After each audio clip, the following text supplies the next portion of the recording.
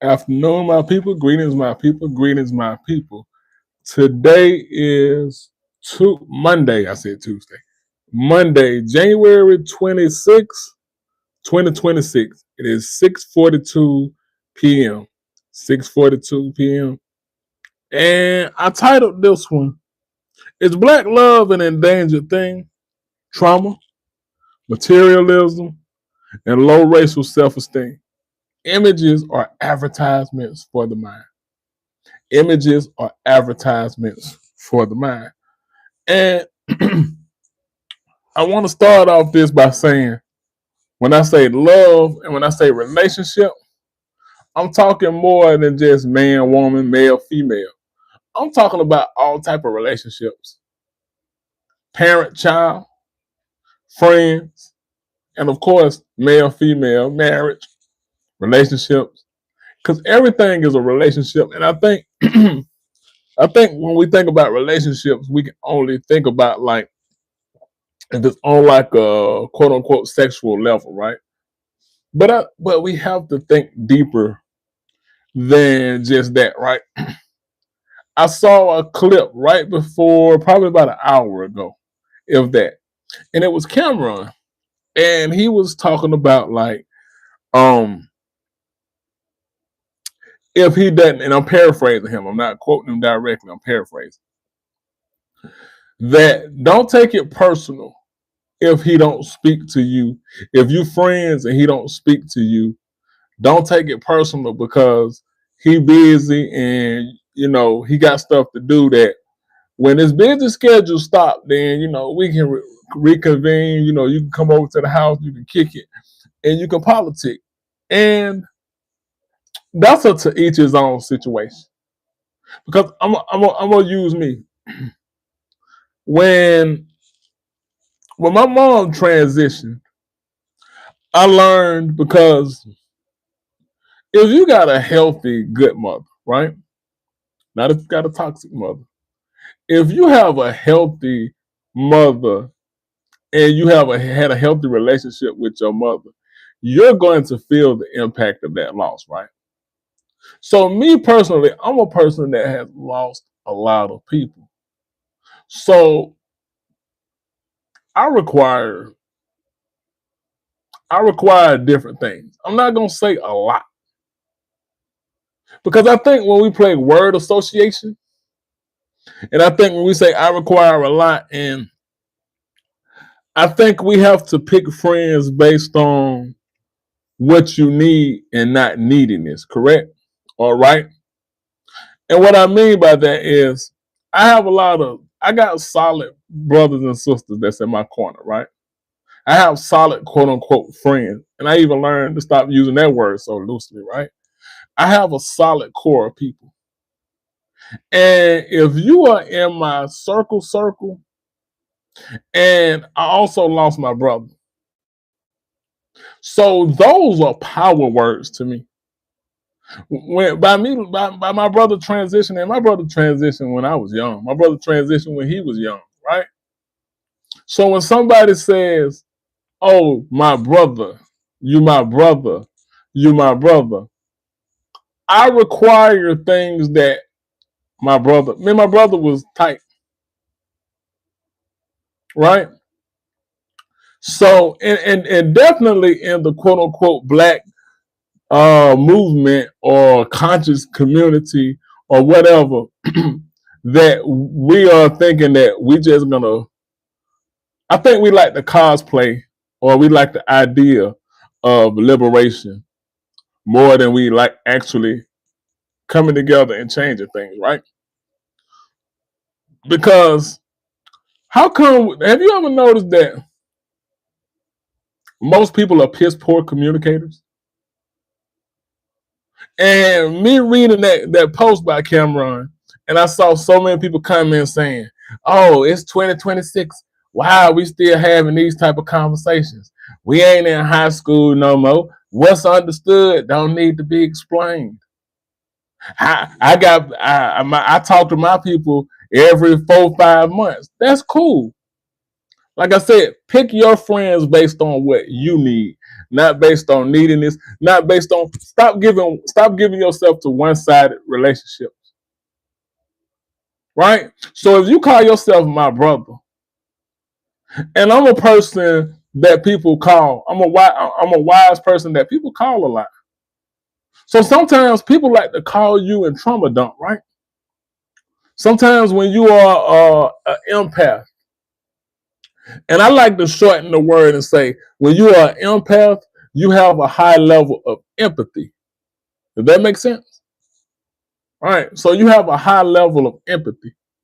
And in that high level of empathy, people want to call and they want to talk about, for me, they'll want to call and they'll want to talk about, the lows of their day, and they just want to vent.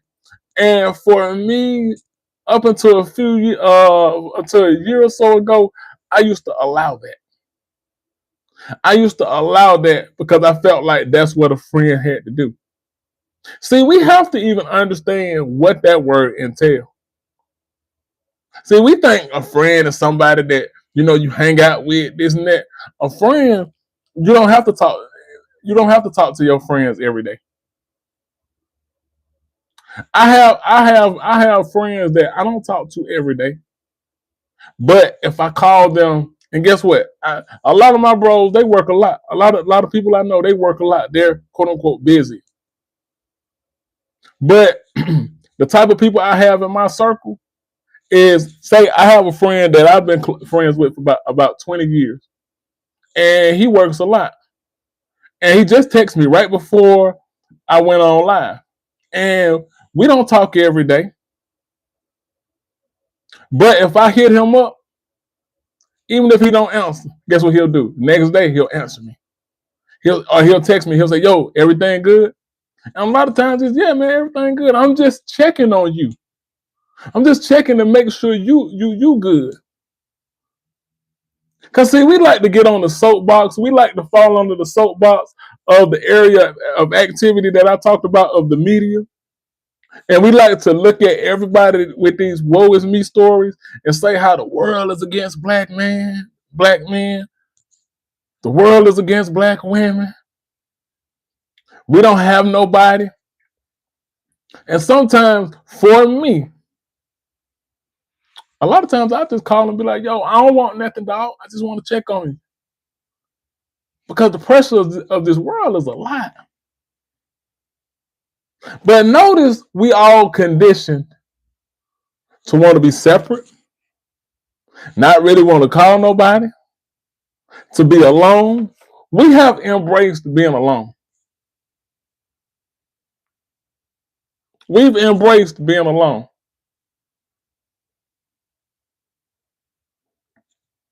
Everything is about get some money, get you some money. I'm busy. And that's why I like people like Lala Anthony. And Lala Anthony said something one time that really raised my eyebrow and made me look at her in even a deeper way. Not in a physically attractive, because she's fine. But when I hear her say things like this, for me, whenever it's my opinion, I'm gonna say for me or in my opinion. For me, she knows how to be a friend. Right? She says, nobody's that busy that they can't answer the phone. Nobody's that busy.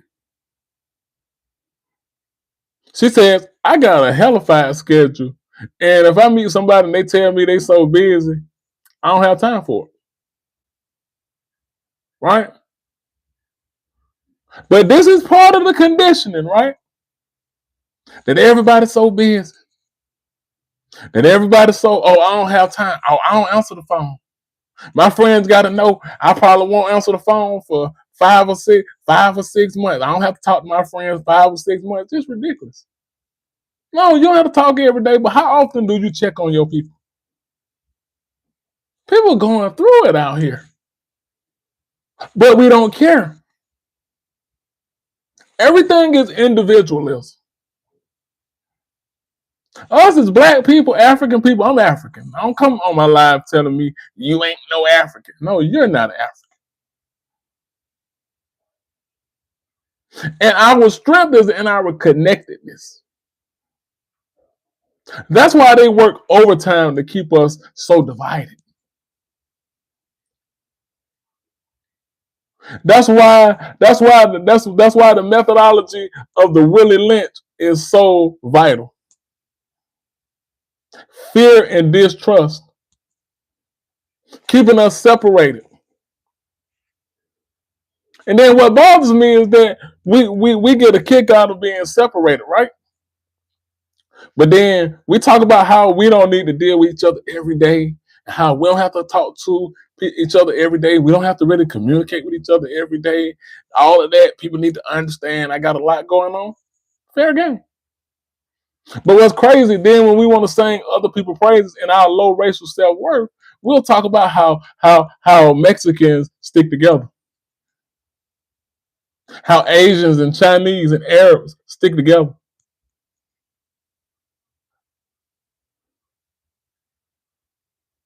Because their power is in their connectedness. We buy messages like we can't even do business with our own people. This is how you know they sold you some bullshit.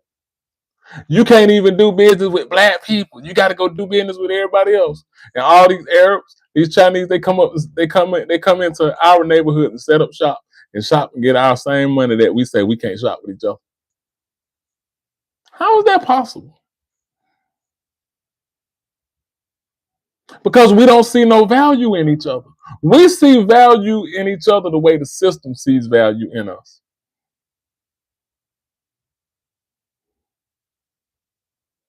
And so we push alone. We push that individualism again, right? We push that individualism again.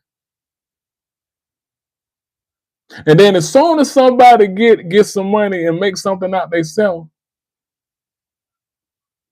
and they don't deal with you, you say, oh, they acting funny. Oh, they acting funny. Oh, they done got some. Maybe because they had to go through everything alone, because when they just needed a conversation, when they just needed somebody to talk to, when they just needed a listening ear, everything ain't about no money. When they just needed somebody to talk to, nobody was there because everybody was so busy being busy, not answering phones. Right? And I use people in my thumbnail like Ozzie Davis, Ruby D, TV couples, Claire and Cliff Huxtable. Even though I said images, because I said images are advertisements for the mind. Right? Because we grew up still seeing parts of black connectedness, black love. Now everything we see is in shambles.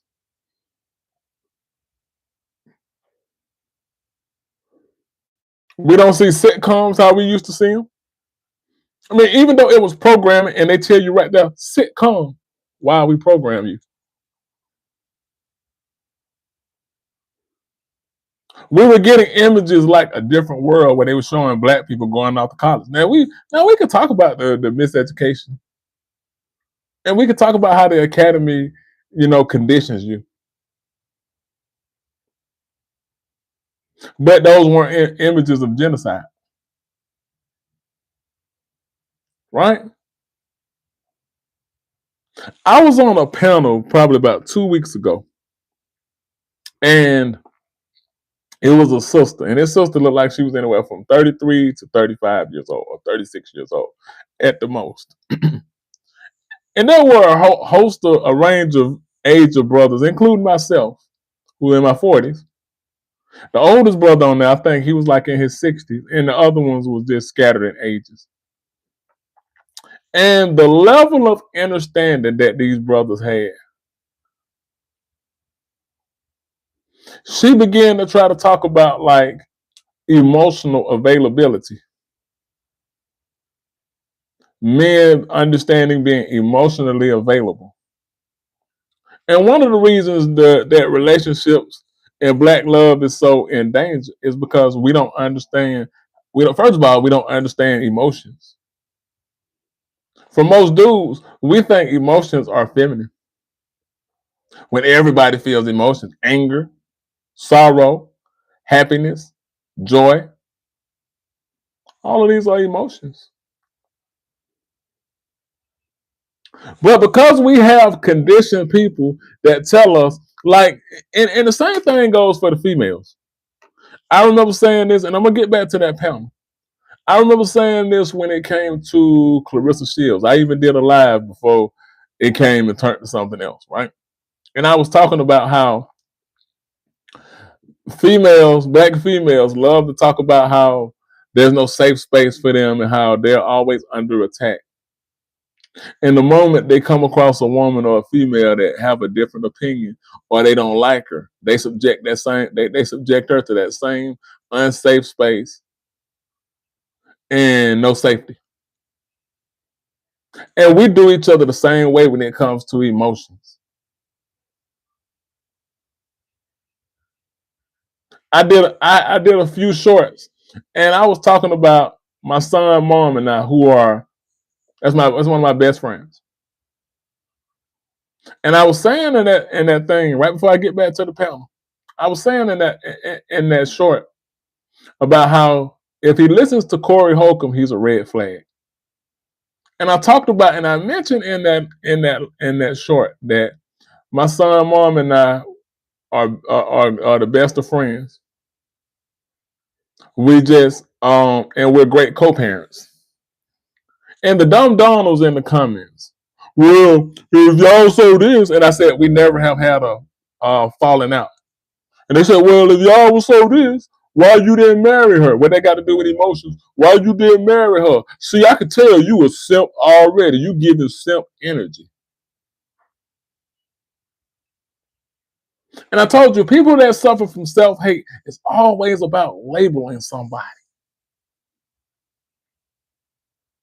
Because emotions aren't in a vacuum.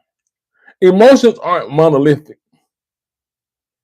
Right? So if you have compassion or if you speak highly of a woman, you're a simp. This is why black love is endangered. Because we don't understand communication. We don't understand healthy emotions. We don't understand healthy communication. We don't even know how to talk to each other. So in that live, she was trying to tell the dudes or ask the dudes anyway about being, you know, what do they feel about how many of them knew what emotional availability meant. And the one that was 60 something, both of us said, I do. But I was more so in an observing, listening state. And there was this one brother, and he was doing the most talking. And he was like, well, and I got to hear how these brothers processed emotional and availability. And one brother was like, shit, shit, if we out here getting robbed, and something happen, I ain't got time to be emotional. You know what I'm saying? I got to get some money. And then I don't have time to be emotional. I got to work. And it's like, what does that even have to do with the conversation? Because in that split, they don't even understand how to get money or be a provider and be emotionally available. Then I listened to a panel because they've been talking a lot about Anton Daniels, right? And I listened to a panel with him and some other brothers and sisters, and Mika, that fine Mika. Look, good Lord, she's fine. And they were talking about, and for some reason, Anton Daniels just think he's just this anomaly of man, and he's just this person of persons. And notice he always just talks about how rich I am. And I always say some people are so poor, all they have is money, right? And in that they were talking about and I like it. Like I said, images are advertisements for the mind. So also how they shape an image of something, right? Listen to what I'm talking about. They were talking, and he framed it. I'm paraphrasing. He framed the context of it like, ladies, how many of you would be okay with want a man that's, busy, and he out getting his money and he's out doing this, or you have a person that's available and he ain't got nothing going on. And notice the shaping of something. Like, notice what they do with people with kind characteristics. That's like those memes they used to have, and they'll be like, dudes, which one do you want? A, she's uh she is good in bed, you know, she don't have nowhere to stay. She couch to couch. Um, you know, she is, not really loyal, but she fine. And this person is always a fine person, right? And then B, they're like, or B, the person that's loyal, she cooks for you, she listens to you, she's available, and this person might have a little weight on them or something. And so what's happening in that, how they're shaping people that's kind or people that's available. Oh, they ain't got nothing going on. Oh, and then all of the ladies, majority of the ladies on the panel was like, oh, I want the dude that's not available, that's out getting some money, because I'm gonna be looking at him like, if we ain't doing nothing, like, why you ain't doing nothing? Why you ain't in there doing the dishes? Notice how most of these ladies that's conditioned, they always talk about how much the man just needs to be working. He damn near needs to be working 24/7. I've heard some low functioning females say, you can have an hour of rest, but you constantly need to be working. And they don't care about your well being. Because again, everything is about being financially stable. And I'm not saying don't get you no paper. Please don't think that's what I'm saying.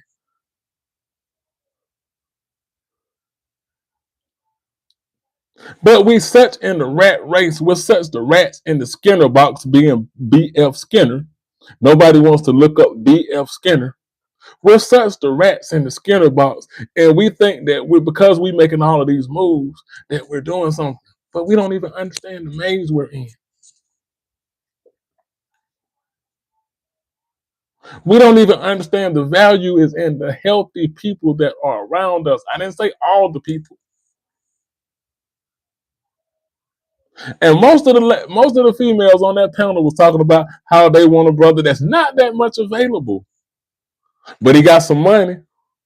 But in the dichotomy, remember me talking about my mental dichotomy, the word I coined, right? Of what you say, this is a different form, versus what you say you want, right? Because in that context, they say, I want the dude that's unavailable. I want the dude that's always out there doing this. Cool. Whatever you want, that's what you want. But when we get into the thick of things and start talking about man versus women, they're going to always bring up and say, men don't even know how to be emotionally available. A man don't even know how to be available. But you just sit up here and said you wanted the man that's not available. Sometimes we don't know if we're sitting or standing. And then we'll try to split hairs and say, well, I want him out getting money. Well, if again, like that brother on that panel, he's explaining to you that if I'm out getting money, I don't have time to be emotionally available. I don't have time to be available. But we're saying that this is what we want because we're not teaching how to do both. You can do both. They're always saying, two things could be right at the same time.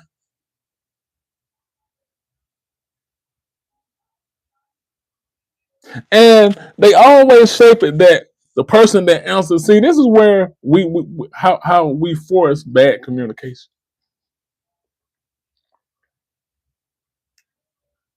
That the person that's available, that person, he or she, or that person that answers your call, That person might not just not have a life or don't have nothing better to do with their life.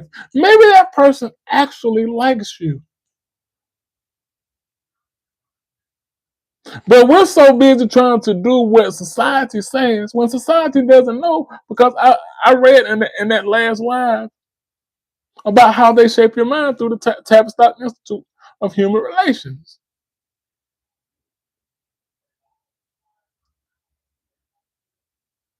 And we say, and I never could subscribe to playing these games.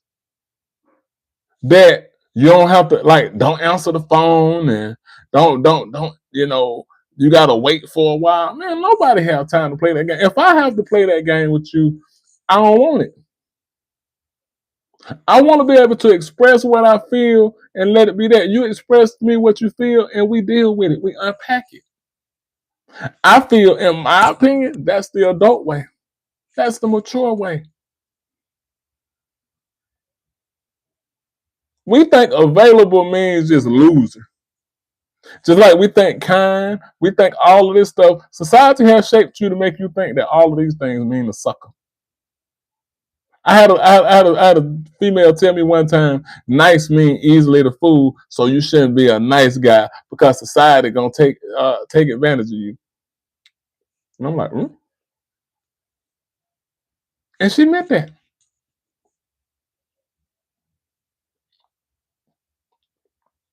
I look at how a lot of people put their content out, and I look at the dudes that have a vested interest in always exposing women.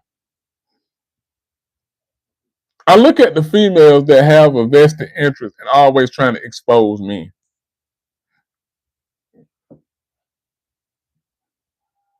They always want to expose or they always want to shame. We don't understand. We don't understand. I'm gonna probably come back and do a longer version of this,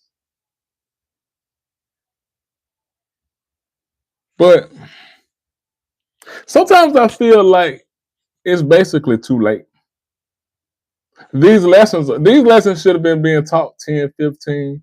These conversations should have been had 10, 15 years ago. There are literally white supremacist agents running around in the street as we speak. And we can't understand, just simply calling and checking up on each other. You never know what go down. You say, I'm busy, I ain't got time. Shit, everybody's running away. And it's like, where you going? But if what I say makes sense, hit that like button for me. Comment. Let me know what you agree with. Let me know what you don't agree with. Just do it respectfully. The most childish things is the first thing you want to do is call a person a name. And once you do that to me, shit, I'm gonna return that favor. But if you disagree, tell me why. If you agree, tell me why. But I'll be back for another longer version. Peace.